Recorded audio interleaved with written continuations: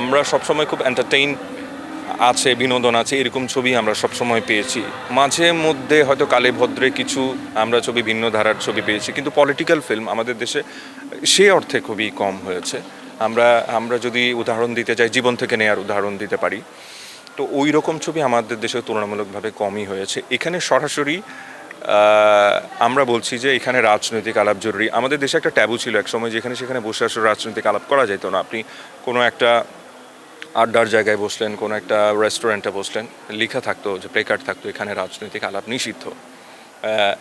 কিন্তু আপনি বা আমাদের সমাজের প্রত্যেকটা মানুষকেই আমরা রাজনীতির বাইরে না দিন শেষে।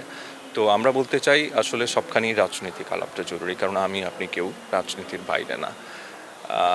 এটা শুধুমাত্র বিনোদনমূলক ছবি তা না, এর মধ্যে রাজনীতি আছে, এর মধ্যে ফিলসফি আছে, এর মধ্যে জার্নি আছে, এর মধ্যে আমাদের 1971 নিয়ে আলাপ আছে, 52 নিয়ে আলাপ আছে, তারও আগের আন্দোলন নিয়ে আলাপ আছে, এবং 24শে জুলাইয়ের আন্দোলন নিয়েও আলাপ আছে।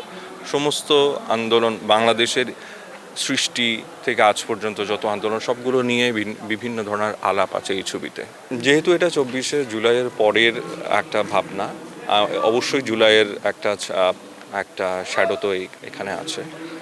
আর বিগত দিনের, কিন্তু আমরা কন্টেম্পোরারি সময়েরই গল্প বলবো, এই সময়েরই একটা গল্প, কিন্তু তার মধ্যে আলাপে, তার মধ্যে বর্ণনায় অনেক কিছু উঠে আসবে। আমরা তো যেটা বলছিলাম, আমরা সবসময় একটা আলোচনাকে এড়াই যেতে চাই, সেটা হলো রাজনৈতিক আলোচনা। আমি সব আলাপই করি, কিন্তু আমরা ছবির ক্ষেত্রে বলেন, নাটকের ক্ষেত্রে বলেন, এই ছবিগুলোকে বাদ দিয়ে আমরা আলোচনা করি। হাসি, কান্না, দুঃখ, কষ্ট সব ধরনের আলোচনাই হয়, শ্লীল অশ্লীল সব ধরনের আলোচনায়, সব ধরনের কথাই আমরা স্ক্রিনে বলে ফেলি, কিন্তু পলিটিক্যাল কথা বলতে আসলে আমরা খুব শেকি হয়ে যাই।